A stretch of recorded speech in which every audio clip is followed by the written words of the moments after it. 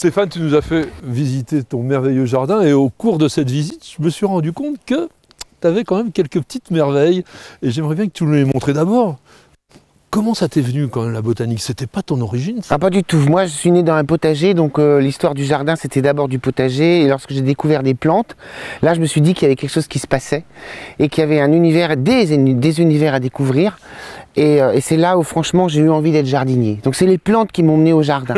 Elles t'ont apporté. C'était quoi ton premier coup de cœur? Moi, je crois qu'il y avait, il y a eu des eucryphias qui sont arrivés très tôt. Ça, on les verra tout à l'heure. Ça, Ouais. tu nous montres un peu. Ah oui, oui. Et puis celle-là, par exemple. Ah, celle-là. Alors le pavot en arbre, ça C'est une chose extraordinaire. Cette année, il est moins beau parce qu'il a beaucoup plu. oh, ça c'est ce que disent toujours les jardiniers. Non, non, non, non. Habituellement, il est le triple de ça. Ah oui. Ça fait 10 ans qu'il est en place et j'ai eu un mal fou à l'installer dans le jardin. Je suis jamais arrivé, c'est pour ça que je suis en pamoison devant ça. Ah, mais tu peux. C'est quoi le secret? En fait, si j'en ai acheté 7, c'est le 7e, les autres sont tous morts. Et l'idée, c'est qu'en fait, ça pousse en Californie, dans des zones sableuses.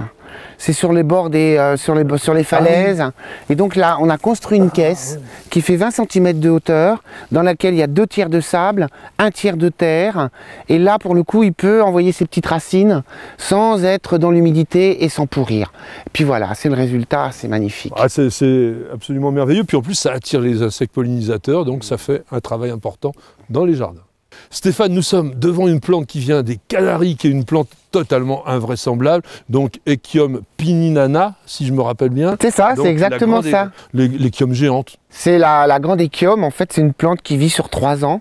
Moi elle me rend service dans le jardin parce qu'elle me permet de savoir quelles sont les zones dans lesquelles je peux acclimater. Il fait le moins froid. Elle va faire une grande fleur qu'on verra un peu plus loin, qui peut atteindre 4 mètres de hauteur. C'est une Borraginacée. Et c'est sa famille des myosotis. Voilà. Et comme le myosotis, elle se ressème partout, forget me not. et donc là où elle va fleurir, c'est là où il fait le plus doux dans le jardin. Au-delà du fait d'être complètement impressionnante. Et là, pareil, on a besoin de sol très drainant, évidemment, parce que sinon, ça va pourrir tout ce monde-là. Mais donc ça a quoi? 2 ans, celle-là? Celle-là, elle a 2 ans, elle fleurira l'année prochaine. Stéphane, nous nous promenons au milieu d'une jolie collection d'arbustes, et puis là, je suis en train de voir un truc, j'ai un peu honte, mais ça, je ne connais pas. Vraiment. C'est beau, hein? Ah c'est oui, un c'est très beau. Shima argentea. Shima argentea. Et en fait, je n'en ai vu nulle part que chez Lepage à la mer, c'est en Bretagne. Et il les avait en pot, je pense qu'il venait d'Italie. Là, ça fait 7 ans qu'il est en pleine terre. Il ne devrait pas être là, il aurait dû geler. Et c'est pas le cas. C'est la même famille, je crois, que les camélias. Ouais, c'est une TAC, c'est la même famille que les camélias. Ça va faire des petites fleurs comme ça, comme des fleurs de camélia simples, qui font à peu près 1,5 cm, 2 cm de diamètre. Ça démarre sec. Et puis, ce qui est joli aussi, c'est que l'extrémité, les jeunes pousses sont teintées comme ça un petit peu de bronze, hein, comme ça. Et de bronze. Et donc, en fait, une plante qui viendrait plutôt d'où? D'Asie, Népal, l'Himalaya. On arrive devant un extraordinaire Buddleia. Là, on a reconnu le Buddleia, mais c'est pas le Buddleia de Monsieur Tout-le-Monde. Non, non, celui-là, il s'appelle Nivea yunanense et il vient de l'Himalaya. Et Nivea, c'est la neige, hein, oui. En latin. Et voilà, ces espèces de tiges comme ça, on les caresse, c'est tout dufteux, c'est comme du velours et c'est tout blanc. C'est la plante sensuelle par excellence. C'est blanc comme neige, oui. Elle n'aime pas le vent.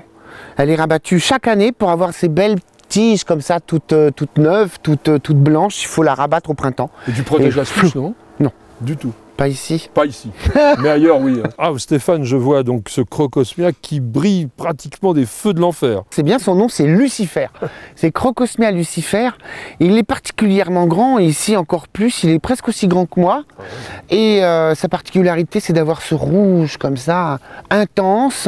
Je peux pas en mettre beaucoup dans le jardin parce que je trouve que c'est trop violent. Mais une jolie masse comme ça au fond, parce qu'on est vraiment au fond du jardin, ça arrive comme ça, le rouge, il te saute à la figure. Et on a envie d'y aller. Et il donne envie d'y aller, il se rapproche de toi, puis il va bien avec le poulailler. Stéphane, on reste encore dans les iridacées. Hein. Ouais. On est dans la même famille, mais là, on a la plante pan, le... Tigridia peonia. Oui, Pavonia. Pavonia, Tigridia pardon. Pavonia. Ouais, c'est quand même tout à fait extraordinaire parce qu'on n'en voit pas beaucoup dans les jardins. Je sais pas, c'est parce que les gens manquent de curiosité. Je pense que ça se trouve dans les jardineries. Je les ai achetés en sachet. Il y en a de plus en plus dans le jardin. Des rouges, des jaunes clairs, des jaunes foncés et même des blancs avec des taches roses. C'est une plante qui est originaire du Mexique. J'aurais jamais pu croire qu'elle s'acclimate ici. Waouh, Stéphane, ça c'est l'arbre de mes rêves. C'est vraiment l'arbre dont j'aimerais avoir dans le jardin, mais on ne peut pas l'avoir partout. Peut-être. C'est le Leucriphia nimanzé.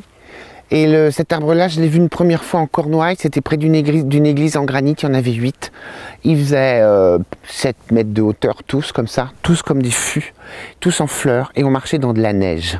Et ce jour-là, je me suis dit, cet arbre, je l'aurai un jour, je l'aurai un jour. Et ça attire énormément les abeilles, les bourdons, donc c'est un arbre extrêmement intéressant dans un jardin, au titre de la biodiversité, surtout pour attirer les pollinisateurs. Stéphane, j'aimerais que tu nous montres, pour terminer ce reportage, ta plante préférée, celle que tu vas conseiller à tout le monde.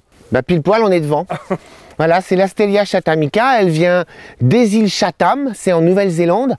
Et j'ai la chance de bénéficier d'un climat qui soit à peu près équivalent à celui de ces îles, qui sont dans l'hémisphère sud. Et 20 ans plus tard, c'est devenu une espèce de grosse bébête, toute grise dans son pot noir.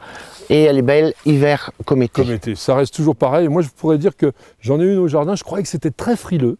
Eh bien, ça tient vraiment facilement à moins 12, moins 13 degrés, sans aucun problème. Et je croyais aussi que c'était une plante de sol un peu marin, un peu drainant. Eh bien, même dans un sol assez costaud, ça tient quand même. Et tu lui connais un joli nom? Oui, un joli nom, soit en français, on va dire l'épée d'argent, ou les Anglais, puisque ça vient de Nouvelle-Zélande, Silver Spear. Stéphane, merci pour ce bon moment et cette jolie découverte. On pourrait passer des siècles dans ton jardin, tellement il est riche, tellement il est varié. Merci beaucoup et puis à très bientôt. À bientôt. Vous avez aimé notre émission? Alors rejoignez notre communauté de passionnés de plantes et de jardins en vous abonnant à notre newsletter sur Nos Jardins TV.